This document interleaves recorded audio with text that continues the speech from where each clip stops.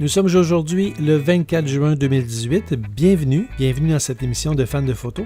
Fans de photos qui a cette particularité de commenter vos images et j'espère qu'à travers mes commentaires, que je veux positifs toujours, j'essaie de ne jamais détruire une photo, de vous amener un petit peu plus loin dans vos connaissances photographiques et puis ça me permet de partager avec vous cette notion que j'ai de photographie et sur une base que j'espère hebdomadaire.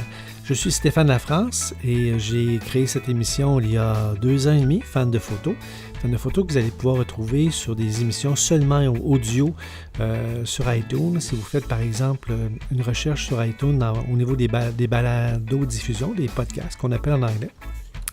Vous allez faire une recherche avec le mot photographie en français et vous allez voir que Fans de photos est la première émission qui sort et vous allez voir que l'icône de l'émission est bleue. Fans de photos, tout écrit en bleu. Écoutez, ça me fait plaisir d'être avec vous cette semaine encore. Nous avons reçu cette semaine 4 photos que je vais avoir le plaisir de commander, 4 superbes photos que je vais pouvoir vous amener à comprendre la philosophie derrière le photographe qui a pris la photo pour voir s'il a peut-être fait des petites erreurs au niveau de son choix, surtout au niveau de son choix d'ajustement. Et puis, on va pouvoir voir si ces images-là nous plaisent ou pas. Mais chaque fois, je suis emballé de pouvoir commenter vos photos parce que je les trouve vraiment, vraiment, vraiment belles. N'hésitez pas à m'envoyer des photos. Je les ai reçues, j'en ai reçu une lorsque je vous ai envoyé une invitation à m'envoyer des photos. Puis j'en ai reçu 3 autres rapidement on aurait dit même dans la même demi-journée. Et tout de suite, j'ai arrêté ma demande de recevoir des photos parce que je ne voulais pas en commenter trop, pour pas que ça dure trop longtemps. Déjà que ça fait déjà 2 minutes que l'émission a commencé. Sans plus tarder, j'ai goût qu'on commence tout de suite. On va aller voir la première photo. Première photo qui m'a été envoyée par Lynn Bergeron. Lynn, superbe composition. On peut voir ici, si je fais apparaître, si je m'en vais dans mon module de développement de mon logiciel Lightroom, qu'est-ce qu'on peut voir ici aujourd'hui? C'est le logiciel Lightroom que je vais toujours utiliser pour commenter vos photos. Et si je m'en viens ici, cliquez sur le paramètre pour pouvoir jouer avec le cadrage, le cropping de votre image. À ce moment-là, ça me fait apparaître ici la ligne des tiers. J'aime bien juger les photos avec une ligne des tiers. Il y en a un qui va me dire, Stéphane, c'est quoi cette règle-là? Eh bien, avec mon expérience, avec avoir vu et comparé des photos qui ont été prises sans l'observation de la règle des tiers et avec l'observation de la règle des tiers, si je demande à des personnes qui ne connaissent pas beaucoup la photo, laquelle de ces photos-là, mettons la même photo qui a été cadrée différemment, une en observant la règle des tiers, la seconde en ne l'observant pas, il y a des gens d'emblée, ils vont me dire « je préfère cette photo-là ». Et cette photo-là a été composée avec la règle des tiers. Donc, c'est un bon point de départ lorsque vous êtes à vous familiariser avec vos cadrages photographiques. Et puis, vous savez que de recadrer par la suite avec l'ordinateur, c'est le fun de pouvoir le faire, mais à chaque fois, bien, vous enlevez un petit peu d'ingrédients dans votre photo. Vous savez que lorsque l'on recadre une photo, par exemple, mettons, Lynn, que je voudrais recadrer ta photo ici. Je peux voir que ton horizon ici, là, peut-être qu'il devrait être sur la ligne des tiers qui est juste en haut là. Donc, si je m'en viens cliquer sur mon petit cadenas pour regarder les proportions de ton image, puis je m'en viens adapter mon image, puis je viens mettre le monsieur sur la pointe de rencontre ici de mon tiers vertical et mon tiers horizontal. Donc, tu peux voir que toute cette partie-là ici de ton image, là, on peut dire que tu viens de l'acheter aux poubelles pour bien cadrer cette image-là. Peut-être que si tu avais un objectif fixe, c'est-à-dire que c'est une focale que tu ne peux pas zoomer, donc te reculer ou t'avancer sur ton sujet, peut-être que tu pouvais ne pas jouer avec ce cadrage-là avec ton zoom, mais peut-être que tu aurais pu te reculer ou t'avancer pour définitivement recadrer de sorte que ne pas avoir à le recadrer par la suite avec l'ordinateur. Vous savez aussi que lorsque l'on a un cours d'eau, vous savez que l'eau, c'est toujours horizontal. Si on met un niveau sur l'eau, il est toujours bien, bien droit. Contrairement à un horizon qui, à cause des collines, à cause des arbres, toutes sortes de choses, peut ne pas être droit. Puis c'est normal. Un arbre, ça ne pousse pas nécessairement droit. On ne peut pas se fier à un arbre pour pouvoir redresser un horizon. Mais lorsqu'on a un cours d'eau, il faut qu'il soit vraiment droit. Puis ce que je vois ici, on dirait bien que ton cours d'eau est pas mal droit. Malgré que c'est une plage, c'est difficile de pouvoir juger un cours d'eau parce que ce n'est pas la ligne d'horizon de ton eau comme telle. Mais à l'œil, ça me semble très, très droit et j'aime bien, bien ça. Comme je te dis, peut-être que cette partie-là ici que je vais être obligé de détruire, ou peut-être que je ne l'enlèverai pas tout de suite. Là. En fait, je ne l'enlèverai pas du tout. Mais tu vois, si j'avais voulu recadrer ton image de sorte que d'être le plus en harmonie avec la règle des tiers que je propose, mais à ce moment-là, je suis obligé de jeter des ingrédients de ton image. Si tu devais vouloir augmenter, c'est-à-dire imprimer d'une grande façon cette image-là, mais peut-être que ces éléments-là, le pixel que l'on va ajouter, le détail de ton image, peut-être que tu n'aurais eu besoin pour faire un grand agrandissement. Seulement ça qu'il faudrait que tu corriges au niveau de ce cadrage-là. Ensuite, si je m'en viens voir tes ajustements, donc là, je vais aller dans mon module développement, j'y suis déjà. Je peux voir que tu as utilisé un ISO de 100 pour avoir la meilleure qualité d'image possible. Et c'est tout à fait ce que tu devais faire, parce que cette photo-là était prise en plein jour. On peut voir qu'il y a plein de soleil, on peut voir que monsieur porte des lunettes de soleil. On peut voir que quand même, il y a des nuages dans le ciel, parce que je ne peux pas voir sous ses bras une ombre distincte. Hein? Vous savez, lorsqu'on a des ombres, quand on marche au soleil, on regarde notre ombre par terre. Lorsqu'il n'y a pas de nuages dans le ciel, on peut voir que nos ombres sont à couper au couteau. Dans le cas présent, on peut voir que c'est un ombre qui est tout doux, tout le long du parcours de sa jambe ici. Fait au moment de ta photo, tu avais un beau ciel parce que tu avais quand même des nuages dans le ciel et ta personne ici, ton sujet principal, en a profité. Je trouve ça le fun. Je m'en viens voir tes ajustements. Donc, tu avais une focale de 39 mm, qui est une focale qui est très proche de celle de l'œil humain, parce que toi, tu as un Coolpix, si je ne m'abuse, je m'en vais voir. Non, c'est un Canon.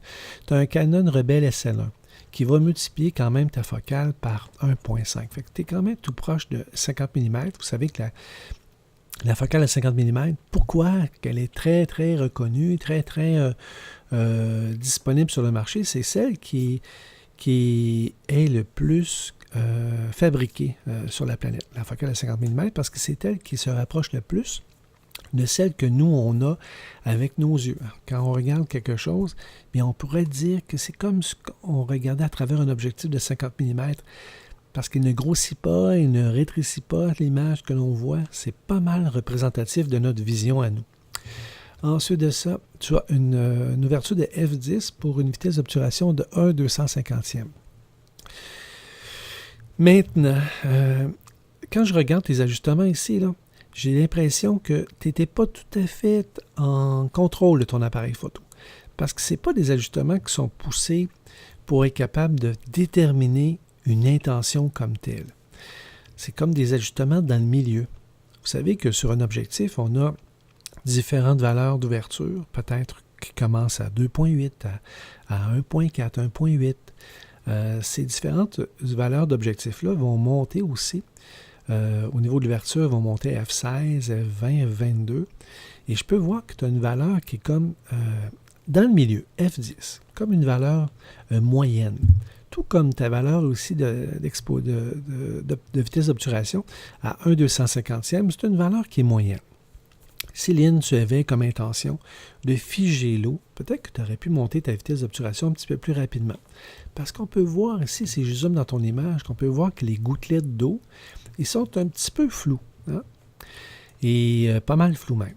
Donc, ta vitesse de 1/250e pour ce sujet-là, des gouttelettes d'eau qui sont en vol, n'est pas suffisamment rapide. Peut-être qu'un 500, peut-être même 1 millième aurait favorisé ça. Puis si on fait le calcul, si je donne un peu plus de vitesse, bien, je dois reculer au niveau de l'ouverture. Donc, si je monte de 1/250 à 1/500, puis ensuite à 1/1000, donc ça veut dire que j'enlève 2 crans complets de lumière. Peut-être qu'un F10 ici, F10 qui est une valeur entre. Donc, mettons, on va chercher le F8. Ensuite, tu vas avoir un F5.6. Peut-être que tu aurais descendu à F5.6 ou F4 pour pouvoir avoir la même valeur si tu avais choisi une vitesse d'obturation de 1 millième.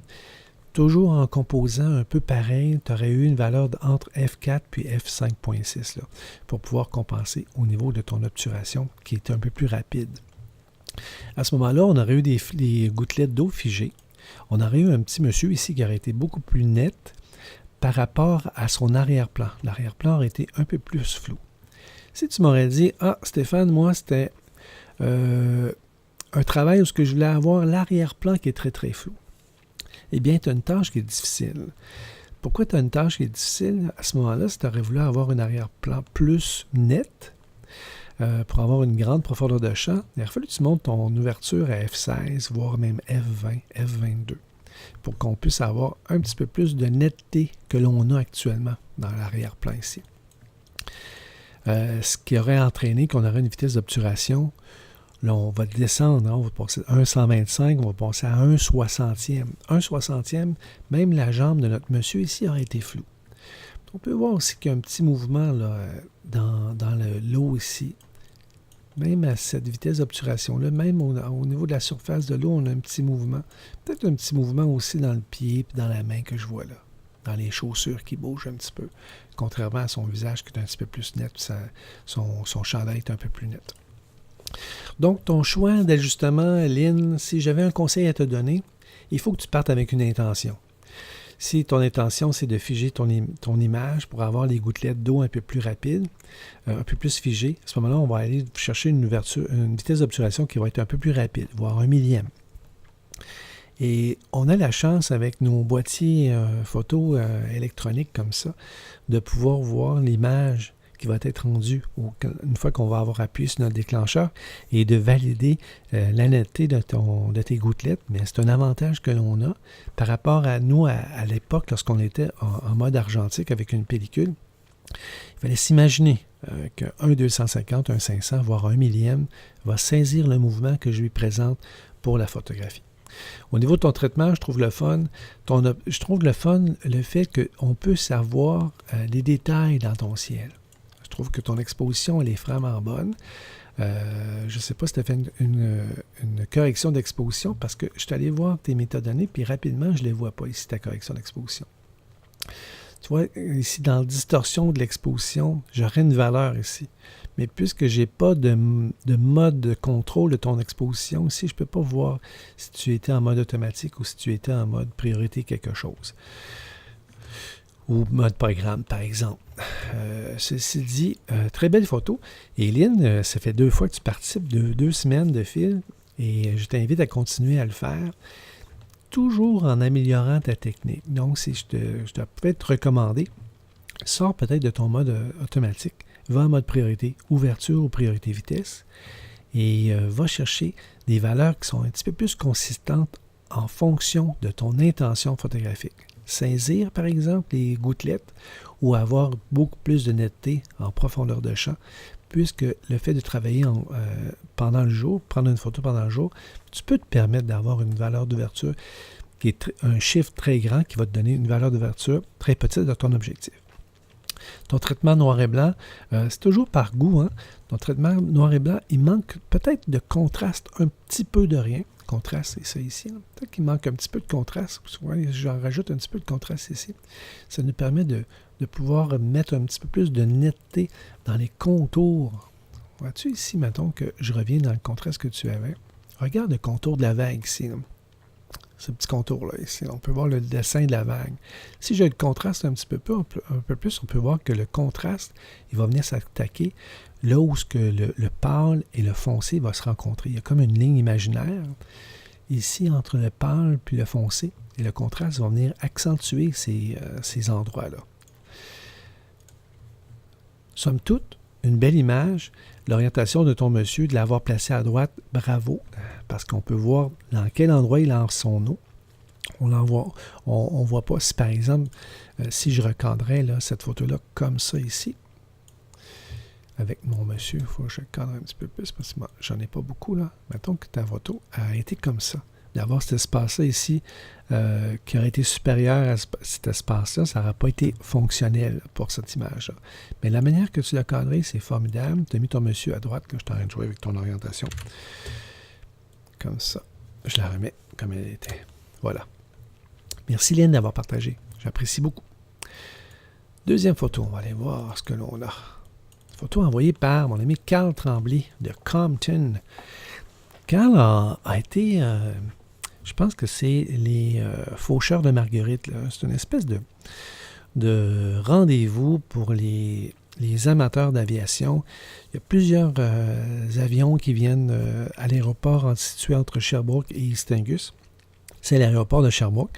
Et Carl s'est rendu pour voir ce show-là, les Faucheurs de Marguerite. Et quelle belle image il nous a envoyé.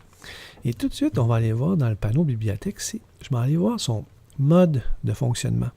Programme d'exposition, priorité d'obturation. Ça veut dire priorité vitesse. Donc, Carl a choisi une vitesse d'obturation de 1,125. Je peux le voir ici, 1,125.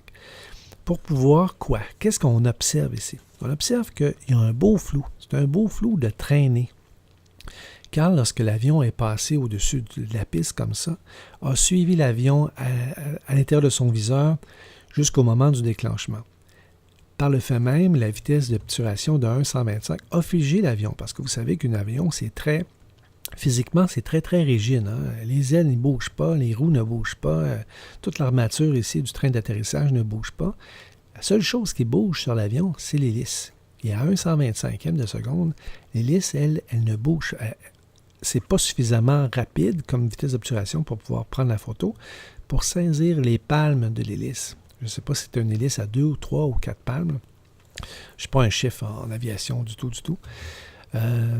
Mais très belle image, Carl. Très bon choix d'avoir utilisé une vitesse d'obturation qui, somme toute, est très lente pour un avion, mais de pouvoir la mettre en perspective sur un fond, en plus, un fond de forêt comme ça, fond vert.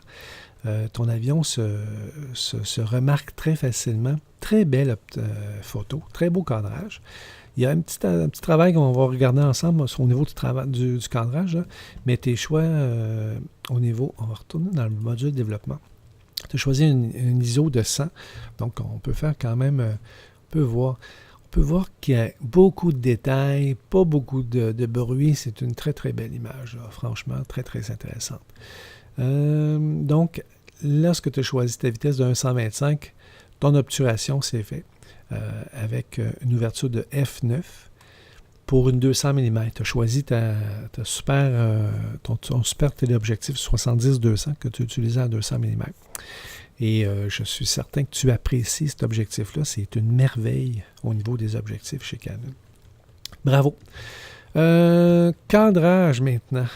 Ce qui me dérangeait ici, là, c'est le bas ici de ta photo. Qu'est-ce que c'est que ça?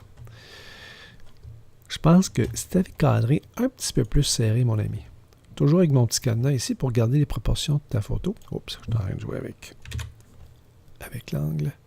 Je vais juste remonter un petit peu comme ça. Puis là, tu vas pouvoir mettre ton avion un petit peu plus comme ça. Puis là, ça élimine cette partie-là ici. Et ça fait en sorte que tu as un cadrage encore plus dynamique. Hein? On est encore plus proche de l'avion. Peut-être même que si on avait pu, juste pour lancer je vais enlever mon petit cadenas pour pouvoir jouer un petit peu plus avec les proportions. Voyez-vous, si je garde le ciel comme ça, donc je la garde comme ça, ton image, toujours en éliminant la partie du bas qui moi, me fatigue un petit peu. Là, ça va me fatiguer moins comme ça. Et si j'acceptais que ta photo comme ça, ton avion ici, si je m'en viens chercher ma règle des tiers, ton avion est en plein centre de ma photo. Ça va se prendre, parce que vous savez que des photos d'action comme ça, des fois, on n'a pas le temps de cadrer là, d'une façon très, très officielle et pour rencontrer toutes les normes là, de la photographie. Mais si j'enlevais une partie du ciel pour ramener ton avion dans un tiers, comme ça, je trouve que cette photo-là devient encore plus de sensation ultime. Hein. On peut voir que là, j'ai même plus de ciel. Donc, ça veut juste me dire que l'avion est très, très, très près du sol de cette façon-là. Et ça met encore plus de caractère à ta photo. Mais je vais reculer. Franchement, très beau modèle. Et je t'invite, Carl, à continuer à te développer en photo. Tu fais partie du club photo de Quaticook, c'est vraiment brillant, ta façon d'utiliser ton appareil photo et d'expérimenter. J'aime beaucoup, beaucoup ça. Félicitations. Ensuite, on a une photo de mon amie Anne Rivard. Anne Rivard, qui également fait partie du club photo de Quaticook. La prochaine photo, je pense qu'on a aussi un membre du club. Oui, effectivement. Anne Rivard, quelle belle image, hein, Anne? C'est une image qui est difficile, à avoir un beau rendu au niveau du contraste des choses. Parce que cette image-là, je ne sais pas si on peut voir ici, je ne sais pas si on peut s'y fier, là, mais on peut voir que c'est pris à 10h45 le matin. Hein, comme si tu avais pris cette image-là le 20 juin 2018 à 10h45 le matin. Et tu l'as retravaillé là, à 21h24 le soir. Mais c'est pas grave là, à quelle heure tu l'as travaillé. Mais c'est surtout grave l'heure à laquelle tu l'as pris. Parce qu'à cette heure-là, on peut voir que tu as beaucoup de lumière sur le dessus de tes vaches ou de ces bœufs-là. Et ça fait en sorte qu'on a beaucoup d'ombre. Hein. On peut voir dans les arbres ici, là, il y a beaucoup, beaucoup d'ombre. C'est le fait de faire une photo à ce moment-là de la journée, c'est pas extraordinaire au niveau du rendu de la plage dynamique de la lumière. C'est sûr qu'on a des hautes lumières, comme qu'est-ce qu'on a sur le dessus des vaches comme ça, ou des bœufs, là. Ou soit qu'on a des grosses zones d'ombrage. Et puis on peut voir que le champ est même brûlé par la lumière. Pas brûlé au niveau de l'exposition, mais on peut voir qu'il y a beaucoup de lumière qui se dépose vraiment d'en haut sur le champ. Et c'est vraiment difficile. C'est pas les meilleures heures. Oui, des fois, on va dans des visites guidées, on part en vacances, puis on doit prendre une photo parce qu'on est rendu là. Je pense au Rocher Percé, par exemple. Une de mes amies qui est à Percé actuellement, qui fait beaucoup de photos dans ce secteur-là. Mais si tu es dans cette période-là de la journée, puis tu ne vas pas revisiter, ou Anne, quand tu as vu ce beau troupeau-là, tu t'es dit « Ah mon Dieu, c'est beau », c'est vrai que c'est beau. La plage dynamique de notre œil, même en plein jour, elle est vraiment différente que celle d'un appareil photo. Et elle nous permet de voir beaucoup plus de détails, même dans les zones d'ombre. Mais l'appareil photo, lui, c'est pas comme ça qu'il se comporte. Il est beaucoup plus diminué à ce niveau-là. Donc, et pourtant, Anne, toi, tu es une fille qui se lève très, très, très, très tôt et qui nous partage des images vraiment tout à fait incroyables. Elle aurait bénéficié que tu passes ça un petit peu plus tôt le matin. Bon, alors mon pitch est dit à ce niveau-là.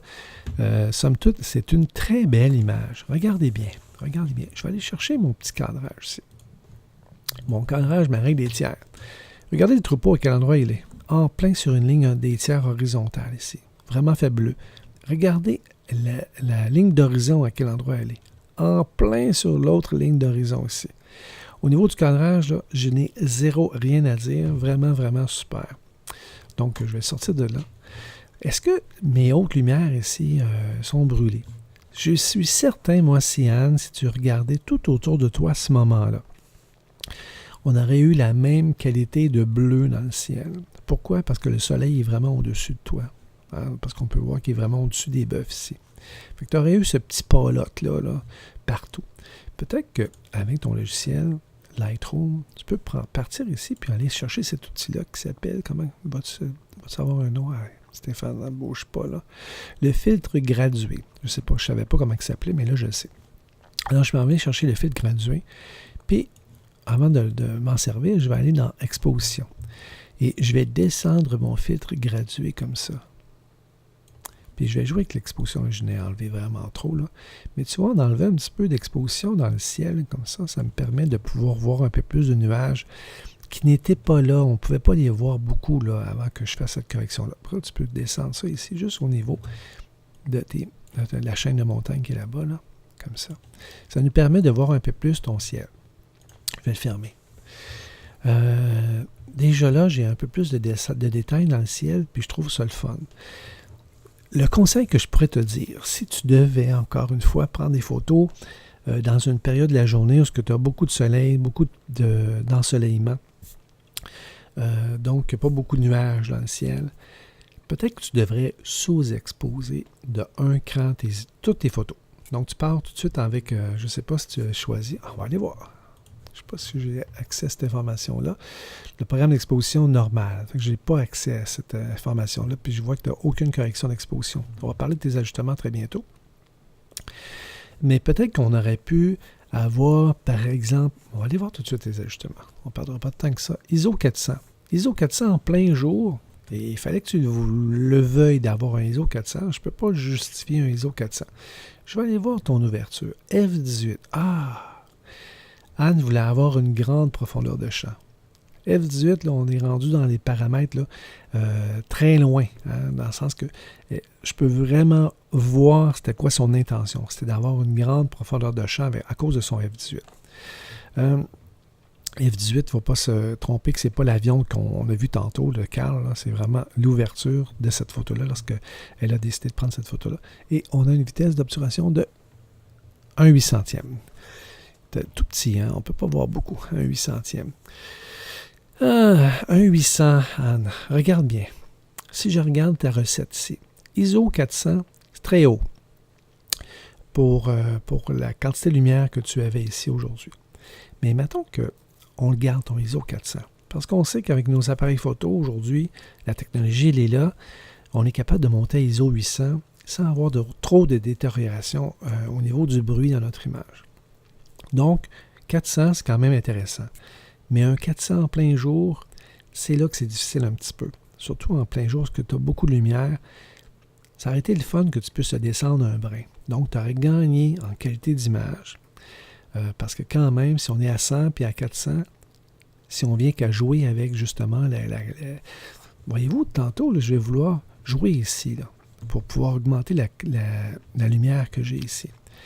Si j'avais un ISO qui était inférieur, ça me permettrait d'avoir un peu plus de qualité dans mon pixel pour pouvoir jouer éventuellement avec la quantité de lumière que j'ai dans les ombres que j'ai ici à ce niveau-là des arbres.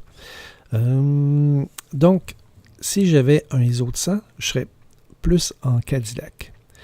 Si je vais avec un ISO de 100, toujours en gardant ton F18, là, ce serait ta vitesse d'obturation qui serait plus lente. Hein? ISO 400, donc si je veux la ramener à ISO 100, donc je divise mon 400 par 2, donc j'ai un premier écran, là, j'arrive à ISO 200, 2 écrans lorsque j'arrive à ISO 100. Si j'avais un ISO 100 ici, avec un F18 là, il faut que je diminue 2 fois la quantité de vitesse d'obturation qu'on a là.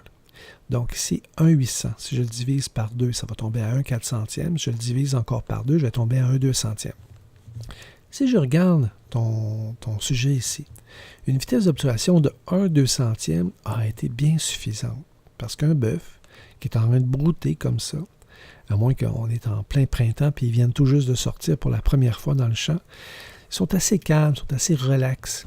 À la distance que tu as des branches ici, là, on ne peut pas voir le bouger dans le vent des feuilles. Il ne faut pas que tu t'en tiennes trop compte de ça non plus. Puis probablement que le branchage que l'on a au sol ici, là, les herbes que l'on a au sol, peut-être qu'ils ne sont pas trop en mouvement non plus. 1/200e aurait fait l'affaire. Donc, 1/200e pour un F18 à ISO 100, tu aurais été gagnante dans ton image. Surtout pour ce que je m'apprête à faire. Donc, si je m'en viens ici, voir les ombres d'ombrage, je pourrais venir ouvrir les ombres un petit peu plus avec mon curseur ombre ici. Je vais me reculer pour qu'on puisse voir. Là. Donc, ça, c'est la photo avant. Là, je fais juste ouvrir mes ombres. Mais ça ouvre les ombres partout. Wow, il ne faut pas faire ça. Ce que je vais faire, c'est que je vais avec mon petit pinceau ici, et je vais lui dire que ça va être pour l'exposition. Je vais le ramener ici, puis je vais tout de suite ouvrir mon petit curseur d'ombre. Partout ce que je vais peinturer, je vais ouvrir les ombres. Fait que je peux ouvrir les ombres directement dans cette... ça fait penser à une émission à la télévision. Quand j'étais jeune, il y avait un peintre barbu qui faisait des retouches. La magie qu'il avait à dessiner, à peindre le feuillage dans un arbre, j'étais comme... Je trouvais ça tellement wow. Voilà, tu vois, j'ai ouvert le côté ombragé dans la forêt. Puis à cause que je l'ai peinturé, cette zone-là, je peux jouer avec. Hein. On peut voir, je peux la mettre très très sombre, tout comme je peux l'ouvrir un petit peu. Là, comme ça, ça n'aura pas de bon sens à l'œil. Mais si je lui en donne un petit peu, ça va être intéressant. Si je m'en viens dans les hautes lumières de ces endroits-là, peut-être que je pourrais aussi remonter les lumières. Juste un petit peu plus pour donner un petit peu plus d'impact à la forêt. Comme ça. On essaye de s'en sauver. Alors, on essaye de s'en sauver parce que l'heure à laquelle on a pris la photo, c'était difficile. Je vais reporter ce pinceau-là, puis je vais rechercher encore un pinceau pour partir avec le champ que j'ai ici. Fait que là, je vais juste peinturer mon avant-champ. Voilà, comme ça. Et dans l'avant-champ, je vais diminuer mes hautes lumières, juste un petit peu. Voyez-vous le travail que ça fait? Juste pour enlever le brûlé, si on peut dire, là, des hautes lumières dans ce champ-là. Pour le rendre un peu plus homogène avec le champ que je peux voir un petit peu plus loin comme ça. Là, j'ai amené mon curseur complètement à gauche pour cette image-là. Je commence à... Dans le fond, il faut se dire ensemble que je n'aurais pas à faire tous ces traitements-là sur l'image. Si je n'avais pas le goût de vous amener un petit peu plus loin aussi dans votre connaissance du logiciel Lightroom, comment que moi je vais retoucher mes images rapidement, toujours en fonction de mon sujet. Parfois, mes clients vont m'appeler pour me dire « Stéphane, j'ai une fenêtre de temps X pour venir prendre les photos, puis malheureusement, ce n'est pas dans le bon temps pour prendre une photo si j'avais à planifier cette photographie-là. » Mais mon client, parfois, ne me donne pas ce choix-là. Et à ce moment-là, je dois modeler l'image comme je le fais ici. Si je reprends mon petit curseur, puis je m'en viens me balader juste sur le haut des vaches, comme ça, ou les bœufs, là. Je peux juste me promener ici rapidement sur le haut de mes petits bœufs. Je vais juste faire un petit trait, comme ça. J'ai presque terminé. Je ne vais pas faire toute la vache, juste là où est-ce qu'il y a beaucoup de lumière. Puis je m'en viens chercher mon curseur de lumière, puis je viens diminuer la quantité de lumière. Voyez-vous? Ça, c'est ce qu'on avait avant. Ça, c'est ce que je préfère avoir. Déjà, j'ai un petit peu moins de lumière sur ces zones-là. Sans attaquer à nulle part ailleurs. Je trouve ça bien, bien fun. Je prends ma petite voix comme le peintre que je voyais à la télévision. Bon, je suis certain que vous avez saisi de qui je parlais. Anne, vraiment, tu es une personne que j'encourage beaucoup. D'ailleurs, tu étais le coup de cœur la semaine dernière. Continue. Tu nous fais voir, tu nous fais connaître ma région. Je trouve ça bien, bien, bien le fun. J'espère que d'avoir travaillé un petit peu ta photo, tu vas regarder ça également de ton côté pour que peut-être appliquer ces choses-là. Bravo Anne. On s'en va voir notre prochaine et dernière photo. Une photo qui a été envoyée par Caroline Pomerleau. Caroline qui est une toute nouvelle membre du club photo de Quaticook. Et on peut voir, Caroline, que tu as pris ta photo peut-être un petit peu plus tard ou un petit peu plus de bonne heure dans la photo, dans la journée. On va aller voir. Je ne suis pas sûr que l'heure que je vois là, que c'est la bonne heure, mais peut-être que c'est la bonne heure aussi. Donc, 10 heures. 10 heures, on va observer, voir qu'est-ce qui se passe ici. On peut voir que le soleil, là, il vient d'en haut également. Hein? C'est le haut des feuilles qui est illuminé. Donc, encore là, c'est peut-être pas la meilleure période. Ici, on peut voir qu'il y a de l'ombragé ici, là, en avant-plan. Mais peut-être que c'est à cause que au-dessus de nous, qui est sur le bord de l'eau, peut-être qu'il y a une zone d'arbres et que ces arbres-là viennent créer de l'ombre ici. Ou peut-être que le soleil est juste l'autre côté à droite. Là. Si j'avais, par exemple, à monter mon curseur et imaginer mon soleil qui est au-dessus de mon épaule droite, peut-être que ça va créer une zone d'ombrage ici. Mais encore là, je vois qu'il n'y a pas d'ombre ici. Fait que peut-être que mon soleil est sur ce bord-là.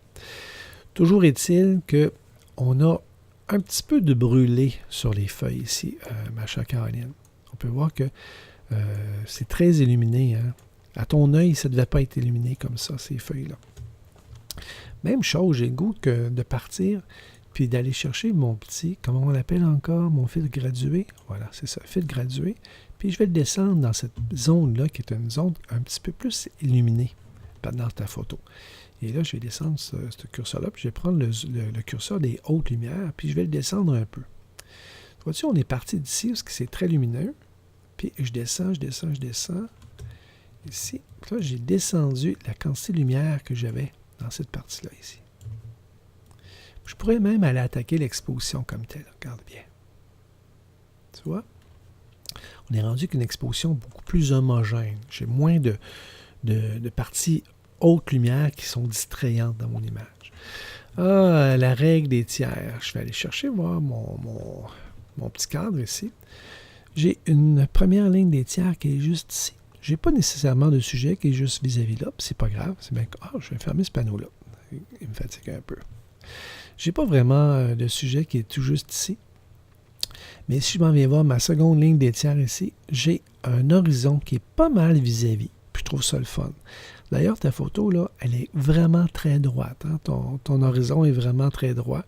C'est important d'avoir un horizon droit parce que si, mettons, tu prends une photo, tu la retouches pas, tu ne retravailles pas ton horizon, et peut-être que dans 2-3 semaines, lorsque tu vas venir revoir ta photo, peut-être que ton lac ou ton étang va être vide. Hein? Parce que toute ton eau va s'être écoulée numériquement. Mais non, c'est pas vrai. C'est ma petite blague. Si, mettons, j'avais à retravailler ton horizon pendant que j'y suis, il y a un petit outil ici qui nous permet de retravailler l'horizon. Ça s'appelle outil de redressement. Puis, qu'est-ce qui est bien le fun avec l'outil de redressement, c'est qu'on clique à quelque part, puis on clique ici sur une ligne d'horizon, que ce soit l'horizon d'un cours d'eau de l'océan, par exemple, là, où est-ce qu'on a la ligne d'horizon franche entre le ciel et l'océan. Et là, on relâche. Puis là, on peut voir qu'il a fait une petite correction, mais c'est pas vrai, c'est pas bon ce qu'il vient de faire là, parce que c'est moi qui ne l'ai pas pointé à la bonne endroit, parce que ta photo, là, selon moi, elle était très, très, très droite. Mais c'est aussi facile que ça. On n'est pas capable, par exemple, de faire l'horizon, de ramener une photo, de la redresser en utilisant la verticale, seulement avec l'horizontale. Pour faire des lignes horizontales, on va repérer une ligne horizontale sur notre photo qui devrait être droite, droite, droite, horizontalement, par là. Et cet outil-là est vraiment fabuleux à ce niveau-là. Il y en a un autre outil. Peut-être que je vous le montrerai lorsqu'on aura des bâtiments. Oui, c'est ça, je vous le montrerai à ce moment-là. Donc, au niveau de ton cadrage, Caroline, bravo, hein? Excellent. Ton traitement, on va aller voir tes ajustements. Les ajustements sur ça. 4.3 mm. C'est quoi ton appareil photo, Caroline? C'est un Nikon Coolpix P900. Donc, tu as utilisé, c'est pas un appareil photo qui est un téléphone. Tu as utilisé une focale qui est hyper grand angle, 4.3 mm, que tu as utilisé à 24 mm. Distance focale lors de la photo, 24 mm. Pourtant, c'est pas ça que j'ai ici comme résultat, 4.3 mm. En fait, lui, il me propose que tu aurais utilisé 4.3 mm, donc une focale très, très grande, donc c'est parfait. F2.8 pour, c'est là que ça cloche un peu, pour une vitesse d'obturation de 1/640e de seconde. Est-ce que tu avais un mode de déclenchement? Mode de contrôle, je ne l'ai pas. C'est marqué motif. Je ne sais pas pourquoi. Si je regarde ton sujet, est-ce que j'ai quelque chose qui bouge vite dans ça? Peut-être lors d'une grosse tempête. Je pourrais dire qu'il y aurait des arbres qui bougeraient énormément. Je ne suis pas sûr que tu aurais été prendre des photos cette journée-là lors d'une grosse tempête. Peut-être que s'il y avait beaucoup de vent, il y aurait aussi des nuages dans le ciel. On ne voit pas beaucoup de nuages. Ta vitesse d'obturation pour le sujet que tu me présentes là, est vraiment disproportionnée. C'est trop rapide. 1/640e. 1/640e, ce serait pour immobiliser quelqu'un qui passe j'essaie de trouver le ski jet, là, l'espèce de truc de bombardier qui va sur l'eau, qui roule rapidement, ou un bateau qui va très très rapidement. 1/640e, tu l'aurais immobilisé, ça c'est certain. Parce qu'un véhicule qui se déplace sur l'eau ne se déplace pas si rapidement que ça. S'il y avait eu un avion qui passait ici, là, on aurait pu distinguer l'avion, parce qu'un 640e, c'est quand même très très rapide. Pour le sujet que tu me présentes là, c'est trop rapide. Il faudrait que tu ailles chercher une vitesse d'obturation de 1/200, voire 1/125, et avec la focale que tu as utilisée, on aurait pu descendre à 1/60, voire 1/30e. Et on n'aurait pas eu de bouger comme tel au niveau de ton obturation. Ce qui aurait permis que ton ouverture aurait été un petit peu plus grande que 2.8. 2.8 sur ton appareil photo ne te donne pas la qualité d'image que tu pourrais obtenir. Moi, je t'invite à travailler avec une ouverture entre 5.6 et 8 pour avoir la meilleure qualité d'image de ton objectif. Surtout pour des paysages où est-ce que l'on a une définition à avoir dans les feuilles. On peut voir qu'il n'y a pas beaucoup de définition dans tes feuilles. Pourquoi? C'est à cause de où tu as fait ta mise au point. Là, je la cherche, ta mise au point. À 2.8 d'ouverture, là. Peut-être, vois-tu les feuilles que j'ai à travers cette espèce de mauvaise herbe-là, ici, là. Les feuilles que je vois là sont beaucoup plus nettes que celles que j'ai là-bas. Donc, peut-être que ta mise au point a été faite à cette distance-là de toi. Donc, ces feuilles-là, ici, je regarde sur la surface de l'eau. C'est difficile de faire la mise au point sur une surface d'eau comme ça. L'appareil photo ne veut rien savoir. Fait qu'il faut faire la mise au point à un autre endroit. Dans le sujet qu'on a ici, ta profondeur de champ, c'est entre ici, les belles petites fleurs qui sont dans ton avant-plan, et les derniers arbres, la dernière zone d'arbres ici. Ça, c'est la distance, la profondeur totale de ta photo. Parce que dépasser ça, on ne voit pas. Si j'avais à faire une mise au point dans ce cadrage-là, probablement que j'aurais fait la mise au point absolument là où tu l'as fait, ou là où je peux voir qu'il y a beaucoup plus de netteté dans ton image. Mais à cause de ton ouverture de 2.8, ma zone de netteté, elle est vraiment là, ma profondeur de champ, elle est vraiment toute petite à cause de ça. Et on peut voir que les feuilles qui sont en avant-plan ici, ils sont floues. On peut voir que ce feuillage-là ici est net, mais on peut voir que les feuilles en arrière-plan là-bas sont quand même assez floues. Ça, c'est à cause de ton ouverture 2.8. Donc, essaie de travailler en mode priorité ouverture lorsque tu prends la photographie de paysage, puis va chercher tout de suite une ouverture de 5.6, voire F8, et essaie de faire la mise au point au tiers de ce que tu peux voir comme paysage. On a parlé la semaine passée. Très important à ce niveau-là. Comme ça, tu vas favoriser le fait d'avoir une netteté dans la profondeur de ton image. Et regarde aussi ta vitesse d'obturation. Une vitesse d'obturation de 1/640e pour un sujet qui est vraiment immobile, comme un paysage, comme je le vois là, c'est beaucoup trop rapide. Tu peux aller chercher justement la disponibilité que tu as dans cette image-là pour diminuer la quantité de lumière qui rentre dans ton objectif, donc en augmentant ton ouverture, ton chiffre d'ouverture, ce qui va contribuer à rendre la profondeur de champ beaucoup plus nette, beaucoup plus grande dans ton image, et tu vas être contente de ton image. Encore là, choisis des heures pour prendre tes photos. Très tôt le matin, très tôt le soir. Les paysages, c'est comme ça. Très tôt le matin, très tôt le soir. Pour avoir un paysage extraordinaire. Écoutez, je pense qu'on vient de compléter notre 3e émission.